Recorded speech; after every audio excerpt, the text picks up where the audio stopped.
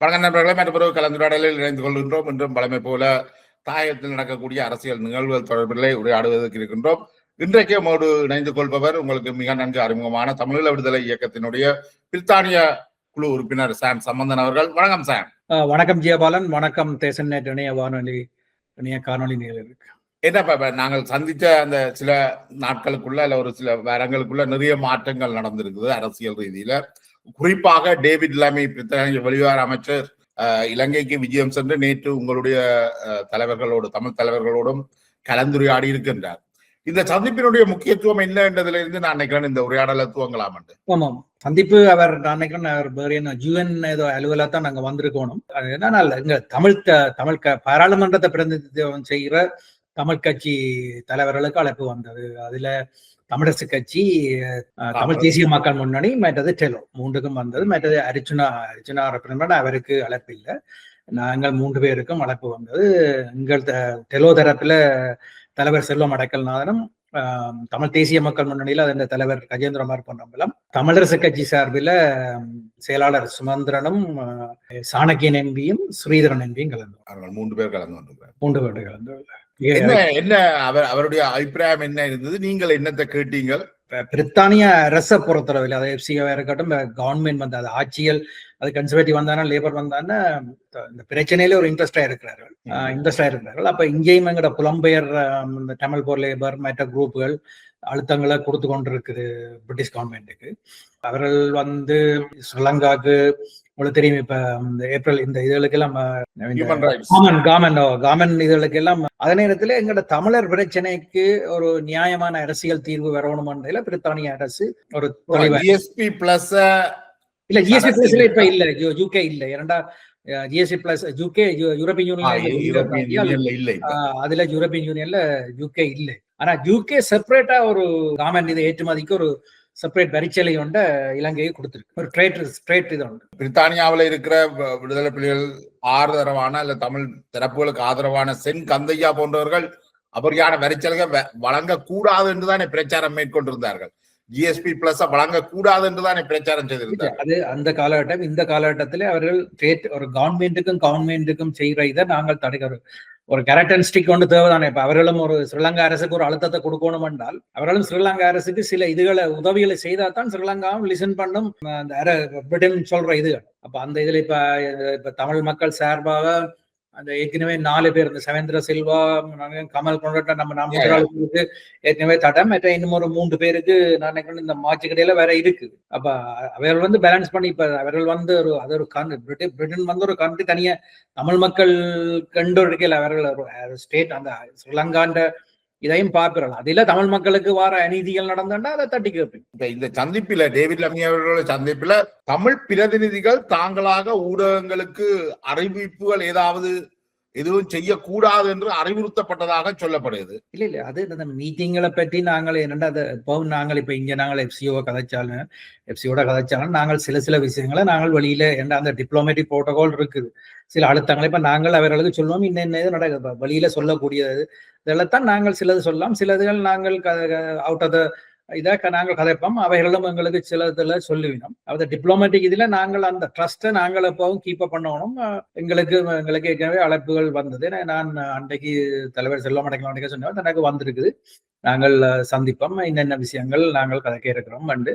அப்ப நாங்கள் அந்த அரசியல் ரீதியான அழுத்தத்தை நாங்கள் ஒரு அகில இலங்கைக்குள்ள ஒரு நியாயமான அரசியல் தீர்வு வரக்கூடிய இது அழுத்தங்களை நாங்கள் அது இந்தியா கூடவும், பிரிட்டன், அமெரிக்கா, யூரோப்பியன் யூனியனுக்களால நாங்கள் அதை கொடுத்து கொண்டு இருப்போம். எங்களோட அரசியல் போராட்டம் வந்து அது தொடரும். ஆயுத போராட்டம் 2009 முடிஞ்சிருந்தாலும் ஒரு நியாயமான அரசியல் தீர்வை நோக்கின அழுத்தத்தை நாங்கள் இணைஞ்சு, அதுல கஜேந்திரமாரும் அதுல ஒற்றுமையா தான் எங்களோட நிற்கிறார் தமிழரசு கட்சி. நாங்கள் எல்லாம் இணைஞ்சு அந்த அழுத்தத்தை ஒரு சர்வதேச அழுத்தத்தை கொண்டு அரசுக்கு கொடுத்து கொண்டிருப்போம். அன்றில் எங்களுக்கு ஒரு நியாயமான அரசியல் தீர்வுண்ட தரமாட்டோம். இப்ப அதுல டேவிட் லமி அவர்கள், நீங்கள் கட்சிகள் பிரிந்து வந்திருக்கிறீர்கள், அரசாங்கம் ஒரே கட்சியாக பலமாக இருக்குது, ஆனா நீங்கள் பிரிந்து வந்திருக்கிறீர்கள் என்று சொன்னதாக சொல்லப்பட்டிருந்தது.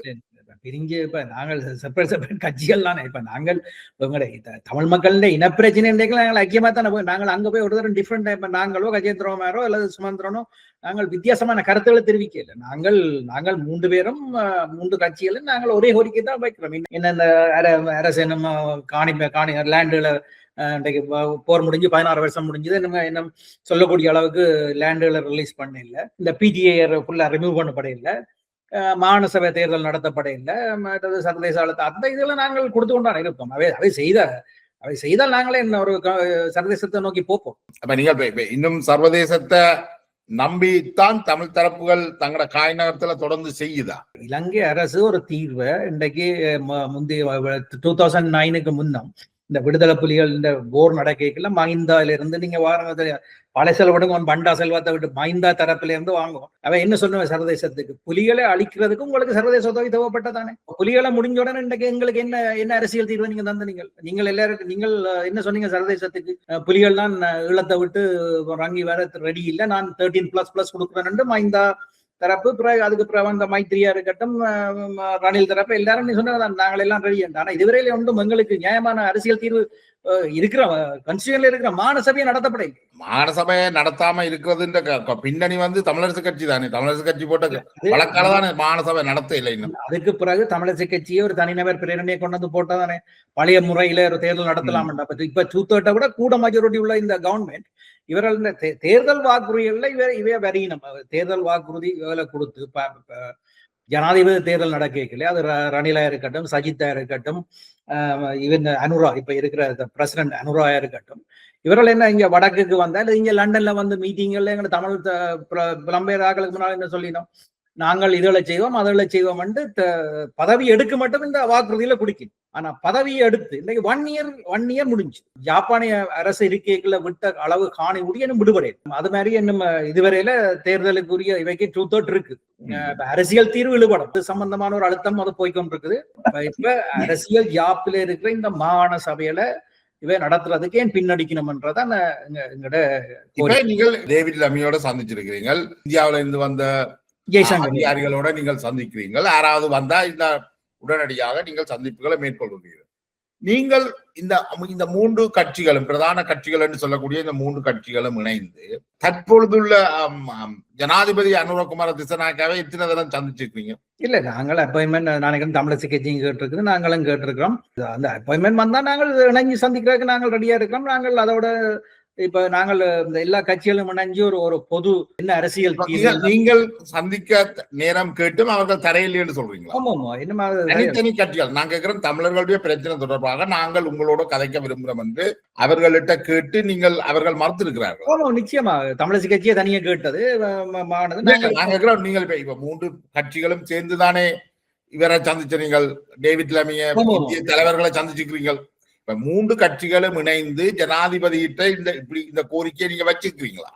தனித்தனி கட்சிகளாக வச்சுக்கிறீங்களே ஒழிய நீங்கள் இணைந்து போய் சந்திக்க இணைந்து போய் நாங்கள் இப்ப அதுக்குத்தான் அந்த அதுக்கிடையில வேற இதுகள் வந்துட்டு நாங்கள் எல்லாரும் கூடி ஒரு இந்த மாகாண சபை சம்பந்தமா அழுத்தம் கொடுக்கறது, அரசியல் தீர்வு சம்பந்தமான அழுத்தம் கொடுக்கறதுக்காக நாங்கள் தமிழரசு கட்சி நாங்கள் ஏற்கனவே 2-3 மீட்டிங் முடிஞ்சுது.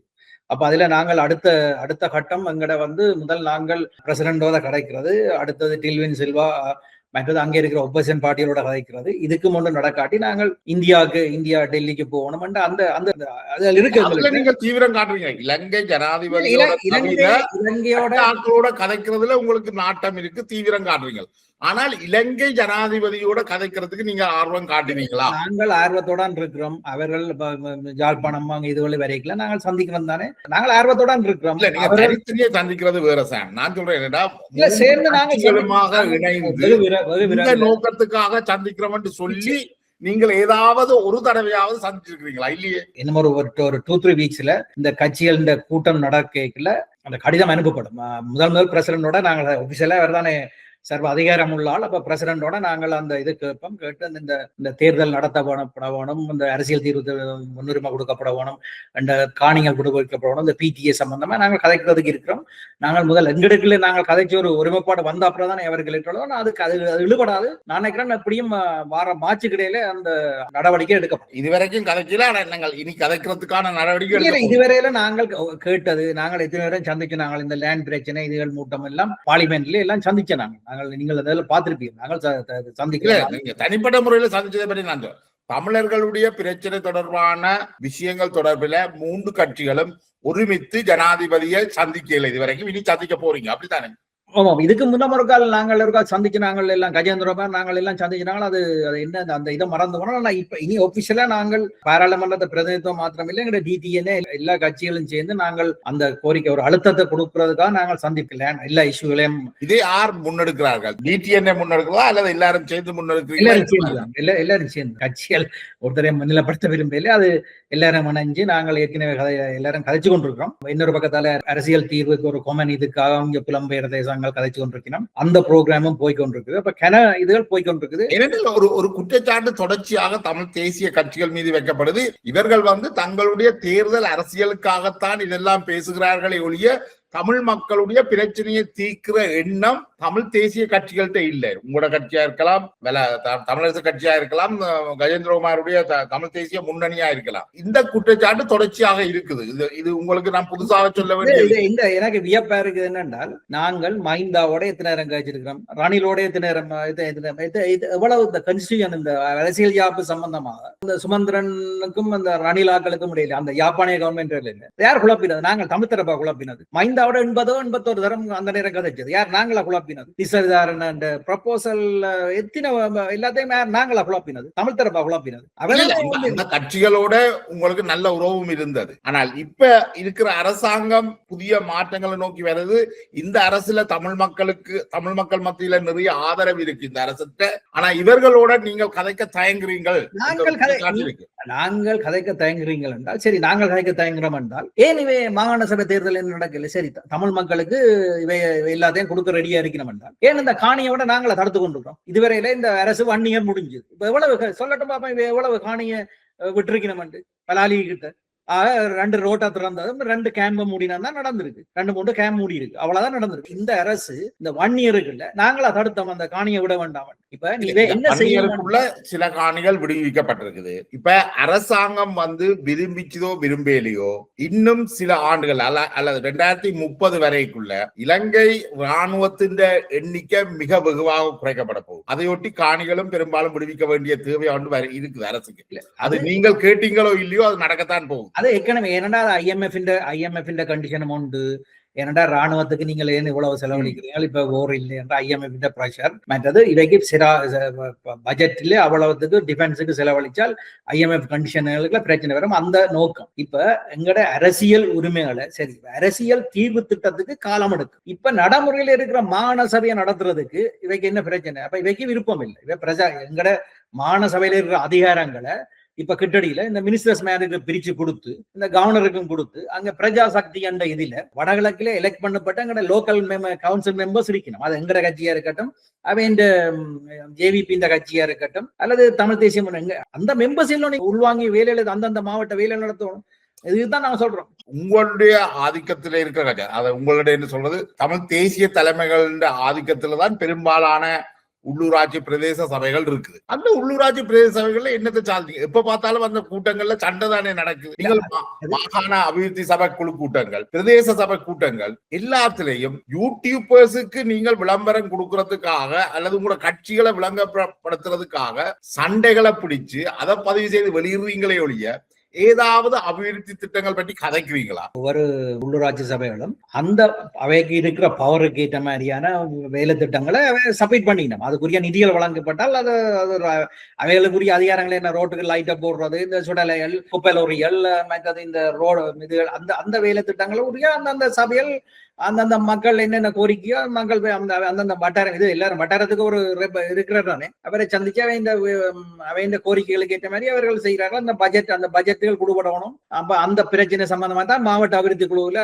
அந்த பிரச்சனைகள் வாரது. இங்க இது நடக்கல அது நடக்கல. மற்றது கவர்மெண்ட் என்ன செய்யுது என்றால் அரசின் ஆம் இருக்குது. இப்ப தொல்பொருள் திரைக்களம் ஒரு காணியை எடுக்கும். வெனவிலாக ஆண்டு இந்த கீழோயா திட்டம், மகாவலி அபிவிருத்தி அண்டு இவர்கள் என்னென்றால் ஒரு ஸ்டேட் நாங்கள் ஒன்றும் செய்யலையென்று இந்த JVP அரசு சொல்லும். ஆனா இவை இந்த ஸ்டேட்ல இருக்கிற மற்ற அமைப்புகள் இருக்கு தானே, ஃபாரஸ்ட் இலாகா, இந்த மகாவலி இது இவர்கள் இந்த நிலங்களை அபகரிச்சு இந்த இனப்பெரம்பலை மாற்றுறதுக்குரிய வேலைகளை ரகசியமாக செய்து கொண்டிருக்கோம். இதைத்தான் நாங்கள் இந்த சர்வதேசத்துக்கு நாங்கள் அம்பலப்படுத்துறோம். உங்களுக்காகவே ஒரு கதையை சொல்லினோம். ஓகே, கவர்மெண்ட் செய்ய இல்லை, அதை ஒத்துக்கொள்றோம். ஆனா கவர்மெண்ட் இருக்கிற மிச்ச அமைப்புகள் இருக்குதானே, அந்த அமைப்புகளுக்கு கூட மிச்ச வீரர்களை செய்து கொண்டிருக்கிறோம். இதைத்தான் காலங்காலமா இந்த கியூலோயா திட்டம் சொல்றீங்க. கியூலோயா திட்டம் 84ஆம் ஆண்டே அங்க 84ஆம் ஆண்டுகளுக்கு முதலே அங்க அங்க அந்த பிரதேசத்துல மக்கள் வந்து குடியேறி இருக்கணும் அல்லது குடியேற்றப்பட்டு இருக்கணும். அவைக்கு தண்ணி கொடுக்குற பிரச்சனை தான் இப்ப பேசப்படுது. இப்ப அந்த காலத்துல இருந்து நீங்கள் கொண்டு இப்ப சிங்கள குடியேற்றத்தான் நடந்திருக்காங்க. எங்க மாவலி தண்ணி எங்க வந்திருக்கு? முல்லைத்தீவு வந்துட்டுதா? இதுவரை காலத்துல நீங்கள் இந்த மாவலி திட்டம் கொண்டு வந்து நீங்கள் சிங்கள மக்களை தான் குடியேற்றீங்களே விட அந்த சிங்கள மக்களுக்கே தண்ணி வருது. அப்ப எங்க தண்ணி வர போகுது? தண்ணி வருதுன்னு மாவலிக்கண்டு எடுத்த ஃபண்டுகளையும் நீங்கள் அந்த நேரம் ஓருக்கு தான் பாவிச்சது, ராணுவத்துக்கு தான் பாவிச்சது. கவர்மெண்ட் என்ன செய்யுதுண்டா இப்படித்தான் மாவலிக்கண்டு எடுக்க ப்ராஜெக்ட் கண்டு சர்வதேசத்துல ஃபண்ட் எடுக்கு. ஆனா அந்த ஃபண்ட் வந்து மாவலிக்கு பாவிக்கப்படுதோ அதை யார் டபுள் செக் செய்கிறது? சர்வதேசம் அந்த ஃபண்ட் கொடுத்தா டபுள் செக் தான் தெரியும். இது உண்மையிலே இந்த மாவலி இது ப்ராஜெக்ட். இப்ப உள்ள பிரச்சனை இந்த கிவுலோயா திட்டத்துல உள்ள மக்களுக்கு தண்ணி கொடுக்கறதுல தமிழ் மக்களுக்கு என்ன பிரச்சனை? தண்ணி கொடுக்கறது இல்ல. நாங்கள் எங்கட இது முதல் நீங்கள் ஒரு காணியை கொடுக்கல அந்த மாவட்டத்துல உள்ள மக்களுக்கு தான் முன்னுரிமை கொடுப்போம். எத்தனையோ டிஸ்பிளேஸ் பண்ணப்பட்ட ஆக்கள் இருக்கிறோம், அவைகளுக்கு லேண்ட் கொடுக்குறீங்க. இப்ப அங்க தண்ணி கொடுக்கறது 4500 குடும்பங்கள் ஏற்கனவே அங்க வாழ்ற குடும்பங்களுக்கு தான் தண்ணி கொடுக்கப்படுது, புது குடும்பங்களுக்கு அல்ல. அதுக்கு 1500 புது குடும்பங்கள் குடியேற்றதுக்கு ஒரு யோசனை ஒன்று இருக்குது. மக்கள் அங்க வாழ்ற மக்களுக்கு தண்ணி கொடுக்கறதுல தமிழ் மக்களுக்கு என்ன பிரச்சனை?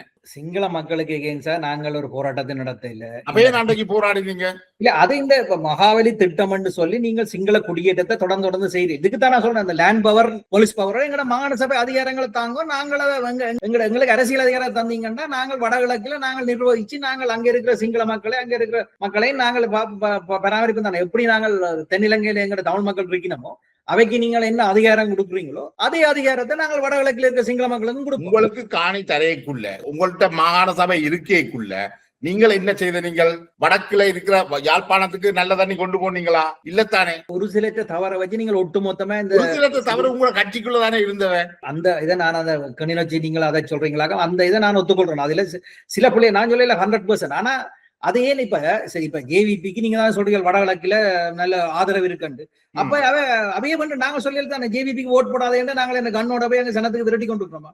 சரி உங்களுக்கு வடகிழக்கில ஆதரவு இருக்குண்டா மாகாண சபை தேர்தல் நடத்தி நீங்களே நல்ல ஆட்சியை கொடுக்கும் தானே. அப்ப மக்கள் உங்களை தானே இப்ப இந்த இங்க எடுத்தீங்கண்டா, இந்தியாவில எடுத்தீங்கண்டா சில ஸ்டேட்ல பிஜேபி ஆளுது, சில ஸ்டேட்ல ரீஜனல் கட்சியில் இந்த டிஎம்கே ஏடிஎம்கே ஆளுது, மற்ற சில இந்தியா. அப்ப உங்களுக்கு வடகிழக்கில நீங்கள் தமிழ் மக்கள் உங்களோட நிக்கணும் என்றால் நீங்களே பயப்படுறீர்கள். நீங்கள் மாகாண சபை தேர்தல் நடத்தி நீங்களே எங்களை விட தமிழ் தேசிய கட்சியோட நல்ல ஒரு ஆட்சியை கொடுத்தீங்க என்றால் மக்கள் ஐக்கியங்களை ஒற்றுமையா வாழவினம் தான். உங்களோட உண்மையான நோக்கம் மக்களுக்கும் தமிழ் மக்களுக்கும் சர்வதேசத்துக்கும் வெளிப்படும். நீங்களே பயப்படுறீங்க.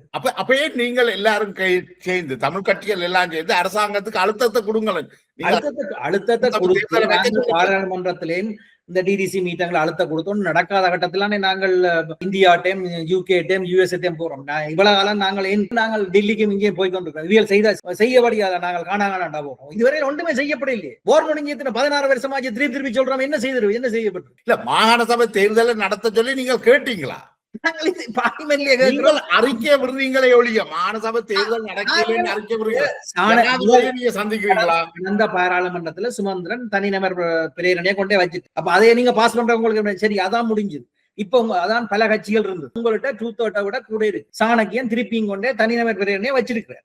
அந்த ப்ரொபோசலை நீங்களே பாஸ் பண்ண இல்ல. அதை பாஸ் பண்ணினா எலெக்ஷன் கமிஷனர் தேர்தல் அறிவிப்பேன். அப்ப உங்களுக்கு விருப்பம் இல்லை, நீங்கள் பின்னடிக்கிறீர்கள். அரசாங்கம் இப்ப நினைக்குதுன்னா வடக்கு கிழக்குக்கு ஒரு மாகாண சபை தேவை.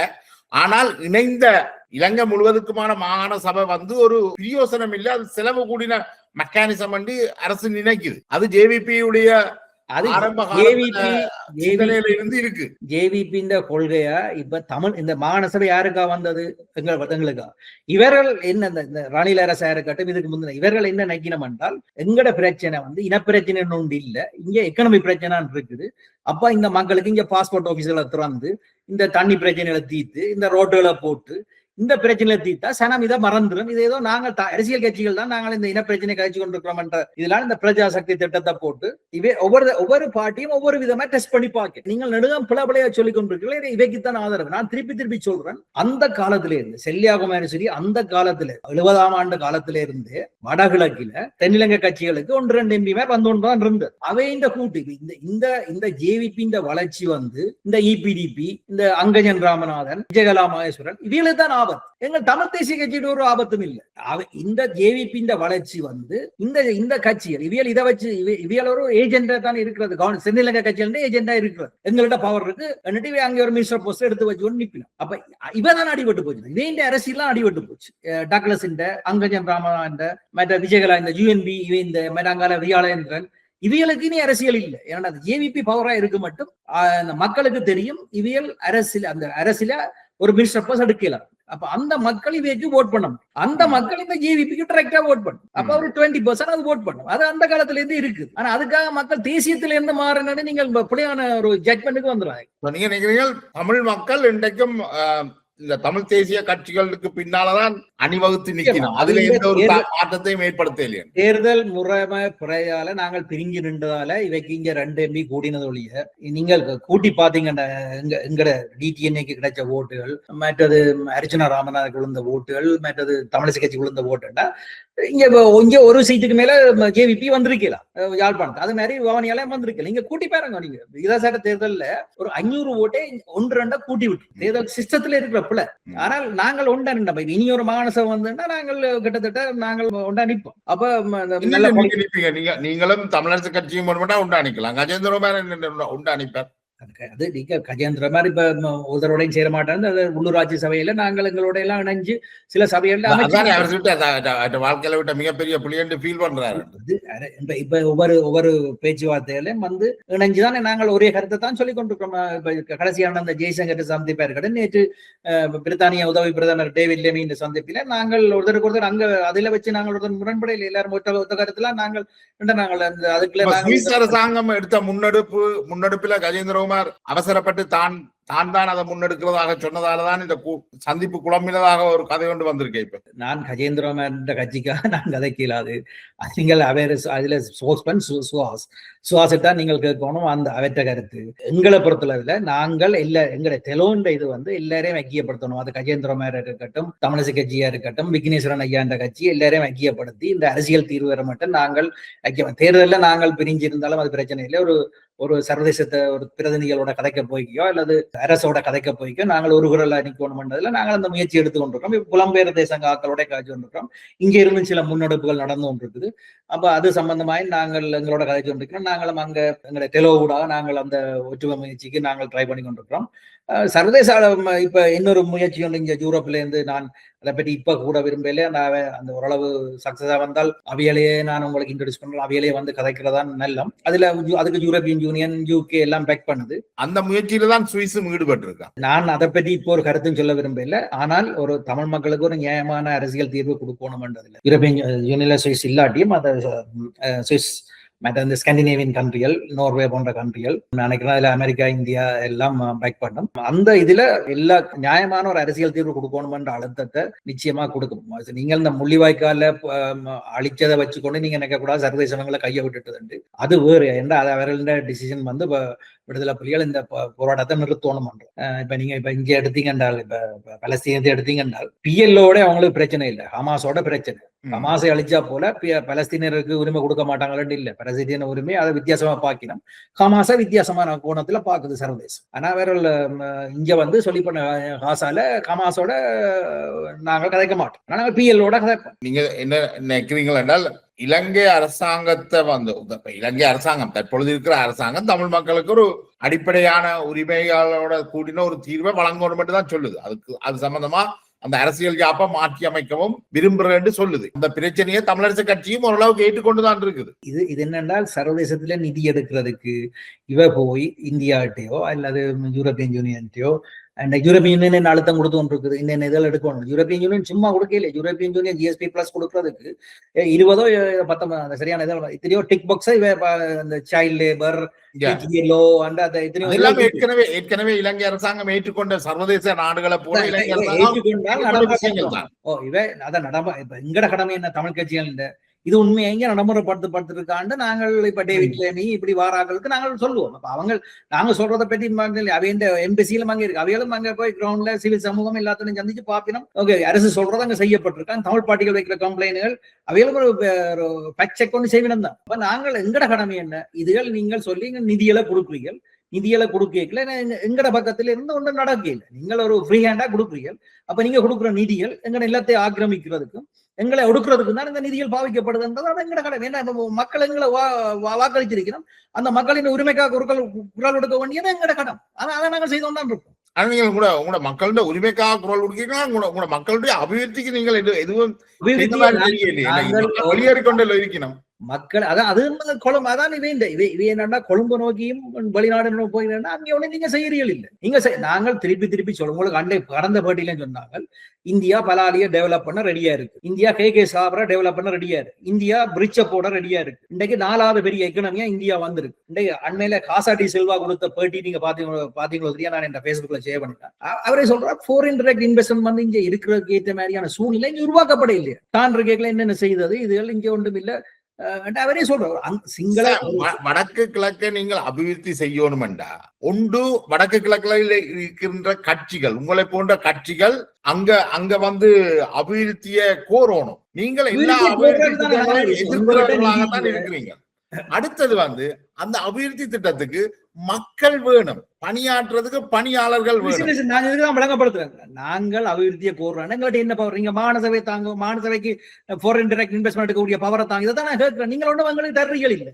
முந்தி யாழ்மான மாநகர சபைக்கு ஜப்பானோ ரீகண்டிஷன் அந்த குப்பலொரி கொடுக்கவும் அந்த அவங்க மாநகர சபைக்கு அதிகாரம் இல்ல அதை எடுக்கிறது. ஏன்னா அவங்க சொல்லி போட்டாங்க உங்களை யார் வெளிநாட்டு கண்ட்ரியில இருந்து எடுக்க உங்களுக்கு எந்த அதிகாரம் இல்லையே. அப்ப நீங்க சொல்றீங்க நாங்கள் ஒரு குப்பலொரி எடுக்கிறக்கு எங்களுக்கு அதிகாரம் இல்லாத எங்களை வச்சுக்கொண்டு நீங்க சொல்றீங்க நாங்கள் கேட்க இதுக்கு தான் எங்களை அதிகாரத்தை சொல்லி கேட்கிறோம். நாங்கள் இந்தியா எங்களுக்கு ரெடியா இருக்குது. பலாலியை நீங்க டெவலப் பண்ணலாம், அதுலயே எவ்வளவு ஜாப் ஆப்பர்ச்சுனிட்டிஸ் வரும்.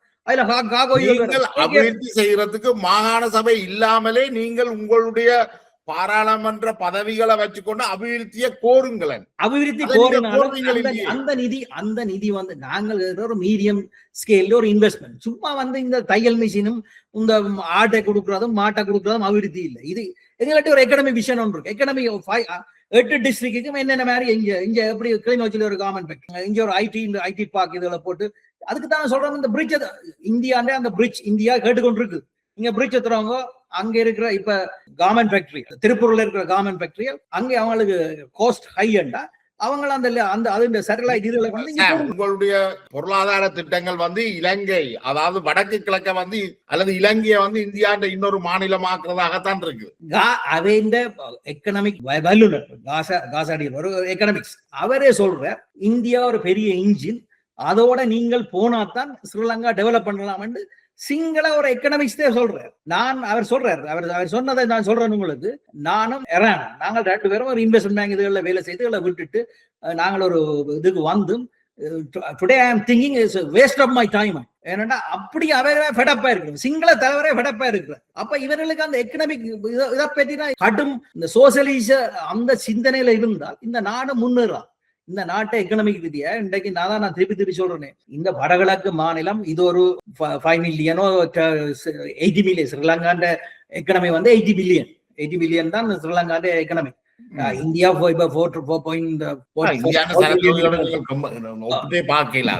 தமிழ்நாடு 1 ட்ரில்லியன் வந்து சரி. இன்னைக்கு தமிழ்நாடு 1 ட்ரில்லியன், தமிழ்நாடோட கேரளாவோட நாங்கள் லிங்க் பண்ணினாலே இங்க எங்கட நோர்த் முந்தி நாங்க முந்தி 10% ஸ்ரீலங்கான எக்கனாமிக்கு நோர்த் வந்து 10-15% சப்ளை பண்ணி கொண்டு வந்து இன்றைக்கு 5% தான் இருக்கு. அப்ப இங்க இதுகளையே நீங்கள் டெவலப் பண்றீங்க. அப்ப நாங்கள் எங்கட டெவலப்மெண்ட் கூடி எங்கட நோர்த் டெவலப்மெண்ட் கூடிச்சா அது ஒட்டுமொத்த ஸ்ரீலங்காக்கும் அந்த எக்கனாமியை பம்ப் பண்ணுந்தாங்க. அப்ப அந்த ஆங்கிள் திங்க் பண்ணாமல் சிங்கள பௌத்த ஐடியாலஜில நீங்கள் இருக்க போறீங்க என்றால் இந்த கண்ட்ரி எக்கனாமி ரீதியாக டெவலப் பண்ணப்படாது. இப்ப நினைக்கிறேன் 2026-28 இந்த லோன் கொடுக்க வேண்டி வரைக்கும் இல்ல. அப்பதான் உங்களோட ரியல் உங்களோட கையிருப்பு தெரிய வரும். அப்ப நடுகம் இந்த ரோலிங்ல இந்த டூரிசத்தையும் இதையும் நம்பி இருக்கிறது. அப்புறம் ஃபாரின் இன்வெஸ்ட்மெண்ட் நீங்கள் வரணும்னா இங்க ஒரு பொலிட்டிக்கல் ஸ்டேபிலிட்டி ஒன்று இருக்கும். அப்பதான் நீங்கள் ஃபாரின் கண்ட்ரிகள் வந்து இங்க ஒரு ஸ்டேபிள் 16 வருஷத்துல வடக்கு கிழக்குல இருக்கிற தமிழ் தேசிய கூட்டம், தமிழ் தேசிய பாராளுமன்ற உறுப்பினர்கள் எவ்வாறான அபிவிருத்தியை இந்த இடத்துக்கு கொண்டிருக்கிறீங்க? அரசாங்கத்துக்கு நீங்க அபிவிருத்தி விஷயங்கள்ல ஒரே உதாரணம் கொண்டு வாங்க அழுத்தம் கொடுக்குறீங்களா? நாங்கள் எல்லாத்தையும் எதிர்க்கிறதுல தானே உங்களுக்கு நான் ஒண்ணு சொல்றேன். நாங்கள் டெலோ வவனியால ஒரு சீனி தொழிற்சாலை கொண்டோணும் அதுல எத்தனை 4000 பேருக்கு ட்ரக் ஜாப் இதன் வரைக்கும் இல்ல. அதை எங்கடைய ஆக்களே சிங்கள குடியேற்றம் பெற போது, தண்ணியை உறிஞ்ச போது, நாங்கள் எத்தனை ப்ராஜெக்ட் நாங்கள் கொண்டு வந்தோம். உங்களுக்கு தெரியுமா சீனி தொழிற்சாலை இந்த ப்ராஜெக்ட் நாங்கள் எவ்வளவு கஷ்டப்பட்டு நாங்கள் பவனியால கொண்டு வரோம். அதை யார் தடுத்தன்னு சொல்றீங்க? நீங்க தமிழாக்கள் தானே தடுத்தன்னு சொல்றீங்க. தமிழாக்களே ஒரு சிலர் காழ்ப்புணர்ச்சி, ஆனா கவர்மெண்ட் அதை மீறி கொண்டு வந்துருக்காங்க. தமிழாக்கள் வந்து கேம்பெயின் செய்தா சரி, தமிழாக்கள் என்னென்றால் அரசாங்கம் ஏன் மீறி கொண்டு நான் கேட்கிறேன், நீங்கள் தமிழாக்களா ஒற்றுமையா இந்த அபிவிருத்தியை செய்து தாங்கோ என்று கேட்டு மாட்டேன் என்று சொல்லுங்க. எத்தனையோ உதாரணம் சொல்லலாம். நான் நினைக்கிறேன் உங்களுக்கு தெரியாம கனடால இருந்து வந்தவங்க நினைக்கிறேன் இந்த ஆனர நான் அண்மையில ரவிகரன் பாராளுமன்ற உறுப்பினர் ரவிகரனை பேட்டி காட்ட பொழுது கூட அவருடைய மனதிலேயே இருக்குது. அவர் வந்து அபிவிருத்தி எங்களுக்கு பிரச்சனை இல்லை, எங்களுக்கு உரிமைதான் பிரச்சனை என்று இன்றைக்கும் மனநிலையில தான் தமிழ் தேசியம் இருக்கு. நீங்க ரவிகரனை வச்சு அவருக்கு இவ்வளவு தூரம் எக்கனமி சம்பந்தமா தெரியுமான்னு எனக்கு தெரியாது. நான் என்னோட பேருக்கு குறைச்சு எனக்கு அவருக்கு தமிழிசை கட்சியில அவர் நான் நினைக்கிறேன் சாணக்கியனை தான் ஓரளவு எக்கனமியா விளங்க. நீங்கள் ரவிகரன் போய் வடகிழக்கு இந்த எக்கனமி என்ன அபிவிருத்தி திட்டம் அவருக்கு அதை பற்றி விளங்க அவருக்கு அவ்வளவுக்கு நுழைஞ்சு இருக்கும்னு எனக்கு தெரியும். நான் ஒரு ஆளை மட்டம் திட்ட விரும்பல. நீங்கள் அதை சாணக்கியம் கேட்டிருந்தா சாணக்கியம் சொல்ல விளங்கப்படுத்தி. நீங்க இன்னொரு உதாரணம் இந்த மீன்பிடி. சரி, வடகிழக்கின் இலங்கையின் மொத்த மீன்பிடிக்கு நான் நினைக்கிறேன் 40% வடகிழக்கில இருந்தான் போகும். சரியா, தென்னிலங்கை இந்த நவீன துறைமுகம் இந்த ஹாபர் இருக்கு தானே, இந்த மீன்பிடி ஹாபர் நினைக்கிறேன் இந்த எண்ணிக்கை சரியா 23 தென்னிலங்கை எல்லாம் இருக்கு. இந்த வடகிழக்கில ஒன்று கூடி கட்டப்படையில இதை எத்தனை காலமாக ரணிலின் அரசியல் நீங்கள் பாராளுமன்ற உறுப்பினர் செல்வம் அடைக்க ஒரு விஷயத்தை எடுத்து நீங்கள் ஒரு 4-5 விஷயத்தை எடுத்து இந்த விஷயங்களை நீங்கள் எங்களுக்கு செய்யுங்கோண்டு திருப்பி திருப்பி அழுத்தம் கொடுங்கோ. நீங்கள் சந்திப்புகளை மேற்கொள்ளல கடந்த சந்திரசேகரோட இப்ப கடைசியா நடந்த இப்ப மீன்பிடி அமைச்சரா இருக்கிற சந்திரசேகரட்டிய நாங்க செல்வம் அடைக்கலாம் சந்திச்சோம். டக்ளஸ் தேவானந்தா இதுக்கு முன்ன மீன்பிடி அமைச்சரா இருக்கே நாங்கள் சந்திச்சினாங்க. அப்பவே நக்கல இபிடிபி போட்டது செல்வம் தேடி இங்க வந்துட்டாரு நக்கலா போட்டது. நாங்கள் மீன்பிடி நாங்கள் டக்ளஸ் மீன்பிடி அமைச்சரா இருக்கீங்க நாங்கள் பார்க்கல வேற கட்சி டக்ளஸ் மீன்பிடி அமைச்சராக செல்வம் அடைக்கலாம் ரெப்ரசென்ட் பண்ற இடம் முல்லைத்தீவுக்கும் மன்னாருக்கும் இப்படி ஒரு ஹாபர் தேவையாது. இந்த நவீன மீன்பிடி ஹாபர் வந்து தேவையாது. ஜப்பானிய கவர்மெண்ட் டைம்ல ரணில்கிட்டே இந்த கோரிக்கை வச்சு கொண்டிருக்கோம். அப்ப நீங்கள் தெரியாம கேட்க கூடாது. நாங்கள் தொடர்ச்சியா சொல்றோம், என்ன அரசு ஒன்றும் செய்தில். இதுக்குத்தான் நாங்க சொல்றோம். ரணில்கிட்ட போய் சொன்னாங்க சரி மங்கன சபையிலுக்காது இந்த நீங்கள் கிவிலோயாவில போராடினது நீங்க போராடுறதுக்கு முதலே பேப்பர் பத்திரிகையில எல்லா இடத்துலயும் வருது. ஏன்னா நீங்கள் இவ்வாறான விஷயங்களுக்கு கொடுக்குற முக்கியத்துவத்தை நீங்கள் அபிவிருத்திகளுக்கு கொடுக்கல. அது சும்மா நான் உங்களை திருப்பி சொல்றேன், எங்கட கையில அதிகாரம் இல்லாம என்னென்ன நாங்கள் அபிவிருத்தி அதிகாரம் உங்கள்ட்ட இப்ப இருக்கிற அதிகாரத்தை வச்சு உங்கள்ட்ட எப்ப அதிகாரம் வரும் எங்களுக்கு தெரியாது. இப்ப உங்கள்ட்ட பாராளுமன்ற பதவி பாராளுமன்ற உறுப்பினர் பதவி அதை வச்சு நீங்கள் என்னத்த மக்களுக்கு சாதிக்கிறீர்கள். நீங்கள் சாதித்த பட்டியலை மக்கள்கிட்ட வையுங்க. இதுக்குத்தான் நாங்க சொல்றோம் எங்கட லோக்கல் எலெக்ஷன் இதுகளுக்கு நீங்க எங்கட லோக்கல் எலெக்ஷன் மெம்பரை பாவிக்காமல் நீங்க பிரஜா சக்தி என்று போட்டு உங்களோட ஜேவிபி மெம்பர்களை கொண்டு வந்தாங்க செய்கிறீர்கள். முந்தைய அவர் நீலன் படையணி அவர் மைந்தாண்ட சன் அவர் நமல் அவர் ஏதோ நீல பணியணி என்று இப்படி இவையில் ஒருத்தரம் என்னன்னா தென்னிலங்கை கட்சிகளுக்கு அதிகாரம் இருக்கிறபடியால் அவைகிட்ட மினிஸ்டர்ஸ் பவர்கள் எல்லாம் இருக்கிறபடியால் அவ தங்களுக்கு கூடாதான் எல்லாத்தையும் செய்கிறார். என்ன செய்தால் மக்கள் அந்த ஓட்டுல மக்களை வெல்லலாம். இதுதான் காலங்கள் நடக்குது. நாங்கள் அபிவிருத்தி நாங்கள் அவை கருப்பு கொடி காட்டுறோமா? இன்னைக்கு எந்த நாங்கள் டிடிசி மீட்டிங் என்ன உதாரணத்துக்காக நாங்கள் டிடிசி மீட்டிங்ல நிக்கிறோம். வந்து காற்றாலைக்கு எதிராக கருப்பு கொடி தான் காட்டுனீங்க. அது நாங்கள் அந்த இடத்தை தான் சொன்னாங்க. அந்த இடம் வந்து எங்களை பாதிக்குது. அந்த இடத்தை நாங்கள் காட்டாலேயே எதிர்க்கல. நீங்களை பிள்ளையா விளங்குறீங்க. நாங்கள் அந்த இடத்தை அந்த வைக்கிற மன்னர் குடாநாட்டுகளை வைக்கிறது தள்ளி அங்கால வாங்கணும்னு சொன்னாங்க. நாங்கள் காட்டாலேயே எதிர்க்கல. நீங்கள் பிள்ளையா விளங்குறீங்க. பிள்ளையான கருத்தை நீங்கள் மக்கள் மத்தியில் பழங்க. நாங்கள் காட்டால திட்டத்தை எதிர்க்கல. அந்த வைக்கிற இடத்தை தான் இருக்குன்னா. ஆனா இப்ப கடைசியா அது இருக்கிற இடத்துலயே அது காற்றால வச்சு மின்சாரம் உற்பத்தி செய்யப்படுது. அப்படித்தானே? இல்ல அந்த இடத்துல இப்ப திருப்பி போடுறதை நிப்பாட்டி இருக்காங்க. நாங்கள் ஜனாதிபதி அந்த நேரம் நாங்கள் சந்திச்சு அவர் சொன்ன எங்களுக்கு உறுதிமொழி தந்தவர் இனி நடக்காது, அந்த இடத்துல இனி நடக்காது. அப்ப மக்களின் வாழ்வாதாரத்தை மக்களின் இருப்புக்கும் பிரச்சனைன்னா நாங்கள் அதை இருக்கத்தானே வேணும். மக்கள் அங்க இருக்க குடியமர்த்த மக்கள் அங்க இருக்கலாத ஒரு அபிவிருத்தியை கொண்டு என்ன செய்யறோம் மக்கள் எல்லாருமே இதை சந்தேக கண்ணோட பாக்கிற விட நீங்கள் ஒரு அரசியலுக்காகத்தான் இதெல்லாம் செய்றீங்களே மக்களுடைய அபிவிருத்தி நாங்கள் எங்களுக்கு ஏன் ஓட் பண்ணினோம்? எங்களுக்கோ தமிழிசை கட்சிக்கோ தமிழ் தேசிய முன்னாடி ஏன் ஓட் பண்ணினோம்? மக்கள் சந்தேசம் இன்றைக்கு இவைதானே எலெக்ஷனை பயப்படினோம். சரி நீங்கள் வைங்க, நீங்கள் எல்லாம் அபிவிருத்தி செய்றீர்கள், உங்களோட மக்கள் நிக்கணும், நீங்க தேர்தலையும் பயப்படுறீங்க. நீங்க மாநசபை வச்சுட்டு எடுத்து பின் பண்ணுங்க. அப்ப திடீர்னு தானே உங்களுக்கும் எங்களுக்கும் ஆதரவு இருக்கு. உங்களுடைய கட்சிக்கு எதிராக பல்வேறு குற்றச்சாட்டுகளை வைத்த விந்தன் அந்த அவருடைய குற்றச்சாட்டுகளை ஒளிபரப்பு செய்த ஐபிசி மற்றும் மாலைமுரசு பத்திரிகைக்கு எதிராக நீங்கள் வழக்குகள் சிலதும் தாக்கல் செய்திருந்தீர்கள். அதுகளுடைய நிலைமைகள் எப்படி இருக்கு? விந்தனுக்கு வழக்கு ஒரு கனகாலம் போயில நான் நினைக்கிறேன். இப்ப கடைசியா போனவர் நினைக்கிறேன். அப்ப ஒரு நீதிமன்றத்துல இருக்கிற வழக்கை பிரிச்சுல அவற்ற வழக்கு நான் நினைக்கிறேன் 12 மாசம் என்னவோ தவணை வரணும். நீதிமன்றத்துல இருக்கிறத பற்றி நான் கதைக்கல. அதே மாதிரி ஐபிசிக்கும் நாங்கள் வழக்கு போட்டனாங்க. நாங்கள் காலக்கதிர் இப்ப வாரது இல்லைன்னு நினைக்கிறேன். காலக்கதிர் மாலக்கதிர் தான் வருது, காலக்கதிர் வார இல்ல. நாங்கள் காலக்கதிர் பத்திரிகைக்கும் போட்டுறாங்க. இவர்கள் இந்த ஆதாரங்கள் செல்வம் அடைக்கல்நாதன் மேல குற்றச்சாட்டப்பட்ட ஆதாரங்களை நிரூபிக்கணும் இந்த ஐபிசி இவர்கள். அப்ப அது நீதிமன்றம் என்ன மாதிரி எடுக்க போறன்ற அதுக்குரிய கருத்தை நான் சொல்லிடுறேன். அது நீதிமன்றத்தின் தீர்ப்புகள் வந்த பிறகு நீங்கள் அதை பற்றி கேட்டீங்கன்னா நான் அதை பற்றி கதைக்கலாம். இப்ப செல்வம் அடைக்கலநாதன் உங்களுடைய தலைவரை மாற்றணும் என்று சொல்லி பல்வேறு கோஷங்கள் ஐரோப்பிய நாடுகள்ல இருந்து முன்னாள் சில உறுப்பினர்களால் வைக்கப்பட்டது. அது சம்பந்தமான ஒரு தெரிவுக்குழு கூட்டமும் நடந்து நினைக்கிறேன். அதுல என்ன முன்னேற்றங்கள் நடந்திருக்கா? இதைத்தான் ஆங்கிலத்தில் சொல்லுவார்கள், ஸ்ட்ரோமின் டீ கப் ட்ரீட்டலோண்ட உருவாக்கி அதுல உதயராசான்ற ஒருவரை கொண்டு வந்து இன்றைக்கு உதயராசாவை மக்கள் இன்றைக்கு ஆதரிச்சு இன்றைக்கு அவர் எங்க இருக்கிறார்? இன்றைக்கு அவர் சிறையிலே இருக்கிறார். என்னது பத்திரிகையில் வந்ததன்படி அவர் ஐஸ் போதைப் பொருளோட பிடிபட்டு உள்ளுக்கே இருக்கிறார். அப்ப இவர்கள் இந்த மாற்றத்தை விரும்புகிறவர்கள் இப்படியான ஒரு தலைவரை இந்த மக்களுக்கு அறிமுகப்படுத்தியிருக்கிறார்கள். இதங்களை கட்சியை சிதைக்கிறதுக்காக இந்த அரசு இதுகளோட துணைகளோட எங்களை பவனியால இருந்து அப்புறப்படுத்தும். பவனியாலங்கிற ஸ்ட்ராங் பேஸ் இருக்கிறபடியா பவனியால கொண்டு அவர் சிறைட்டலோன்ற கட்சி அந்த கட்சி ரிஜிஸ்டர் பண்ணப்படாம இல்லை. இலங்கை அரசியல் இதுல தேர்தல் கணக்கு அதை ரிஜிஸ்டர் பண்ணப்படாத கட்சி. அதை வச்சு சும்மா சிறைட்டலோன்ற ஒரு கட்சி இருக்கு, பிம்பத்தை உருவாக்குறது. ஏதோ தெலுங்குல இருந்து பிரிஞ்சு அங்காலே ஒரு 5000 பேர் அந்த கட்சியோட இருக்கிறாங்க. அந்த கட்சி மாகாண சபை எம்எல்ஏ பார்லிமெண்ட் எம்எல்ஏ சும்மா பத்திரிகைகளுக்கும் இந்த மற்ற கட்சிகளுக்கு எங்களை விழுத்தோணுமன்றாங்களுக்கு ஒரு பிம்பத்தை உருவாக்கு. மஹிந்த ராஜபக்ச காலகட்டத்துல உருவாக்கப்பட்ட அரசாங்கத்தால உருவாக்கப்பட்ட கட்சி நினைக்கிறேன். அப்படித்தானே? அரசாங்கத்தால் டக்ளஸ் உதவியோட வர்றாங்க நாட்டில். அந்த நேரம் உங்களுக்கு தெரியும், இன்டெலிஜென்ஸ் இதெல்லாம் சரியான பாதுகாப்பு கடுபிடி. சும்மா நீங்கள் வந்தாங்க இயங்கையில் அது அவருக்கு போலீஸ் பாதுகாப்பு கூட கொடுபட்டிருந்தது மஹிந்த காலத்துல. பிறகு நான் நினைக்கிறேன் இப்ப ஜேவிபி வந்த அப்புறம் அவர்கிட்ட போலீஸ் பாடிகார்டு எடுபட்டது. அதுக்கு முன்னாடி அவருக்கு போலீஸ் பாதுகாப்புகள் வெஹிக்கிள்கள் எல்லாம் கொடுத்துதான் நாள் இருந்தது. அப்ப இப்ப இந்த ஜேவிபி வந்தோடனே இந்த உதவி எல்லாத்தையும் நிப்பாட்டினோட இப்ப அவர் பிடிபட்டு நான் நினைக்கிறேன் அவர் 5ஆம் தேதி பிடிபட்டவர். இன்றைக்கு மட்டும் இதுவரையிலே அவர் வெளியில வரே இல்லை. அப்ப அவரை பற்றி ஏதோ பாரதூரமான குற்றச்சாட்டு இருக்கிறபடியாத்தான் இன்றைக்கும் அவர் வெளியில வரே இல்லை. அண்மை காலத்துல தமிழ்நெட் ஜெயச்சந்திரன் அவர்கள் வட்டுக்கோட்டை தீர்மானத்தை மீளுறுதி செய்து அந்த தமிழீழ கோரிக்கையை அது மக்கள் அங்கீகாரம் பெற்ற கோரிக்கை என்று சொல்லி பதிவுகளை மேற்கொண்டு வருகிறார்.